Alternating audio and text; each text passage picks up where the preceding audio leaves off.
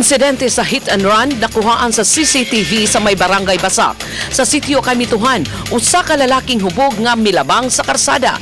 Pipila ka gutlo, may naagi nga naghaguros nga motorsiklo og diretsyong dasmag ngadto sa lalaking hubog.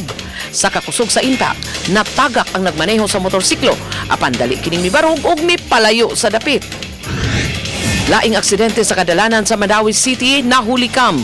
Kining unang insidente nakuhaan sa may AS Fortuna. Makita ang usa ka auto nga migawas gikan sa establishmento. Apan kalit lang nga naigo niini ang laing auto nga nagsubay na sa maungdan. Maayo na lang kay di kaayo kusog ang impact sa panagbangga. Samtang may nahitabong karambola sa tulo ka mga sakyanan, nagsugod kini dihang mikalit og brake ang anaa sa tubangan nga mikanit-kanit na sa ubang sakyanan nga naigo niini.